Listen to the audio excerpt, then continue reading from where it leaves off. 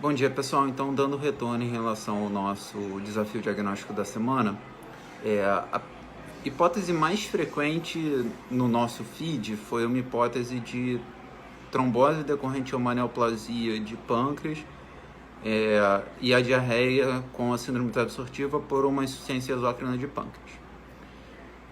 Então, vou começar abordando esse tema. Assim, quando a gente pensa em desabsorção, normalmente temos que topografar anatomicamente, né?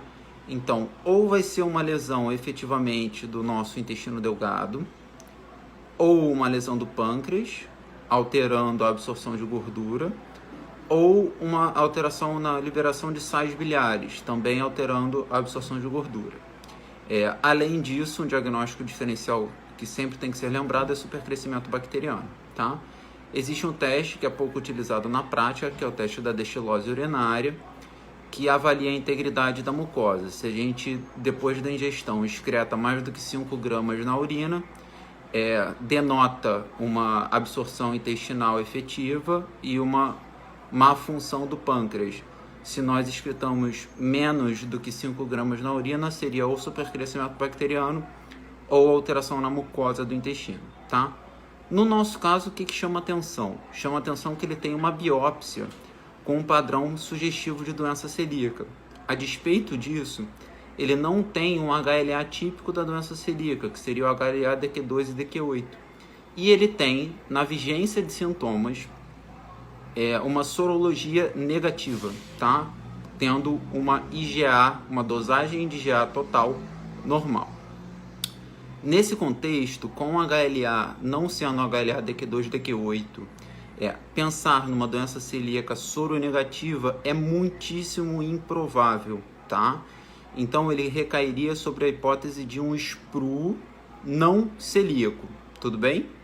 Quando ele recai na hipótese de um SPRU não celíaco, a gente tem que lembrar sempre de medicações, tá? E esse caso é justamente por isso. Porque as sartanas, exceto a primeira delas, que foi a losartana, todas as outras têm, caracteristicamente, a possibilidade de desenvolver uma enteropatia que histologicamente se comporta absolutamente igual à doença celíaca, com atrofia de velocidade. Na verdade, não é exatamente igual, porque não tem tanto linfócito na lâmina própria, mas elas geram uma enteropatia atrófica, como a da doença celíaca, só que não é associada ao glúten, e que melhora normalmente com a retirada da droga. No nosso caso, acabou melhorando com a retirada da droga, que era a olmesartana.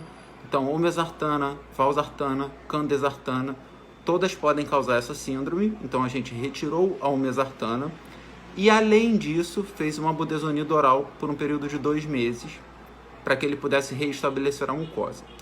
Na biópsia de controle, 3 meses depois, já estava absolutamente normal. Ah, mas Fernando, então por que ele teve a trombose? Porque ele perdeu a antitrombina 3, tá?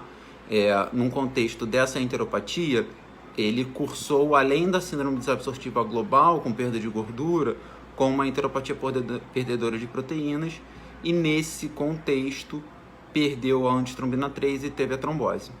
Combinado? Até o próximo desafio diagnóstico, pessoal!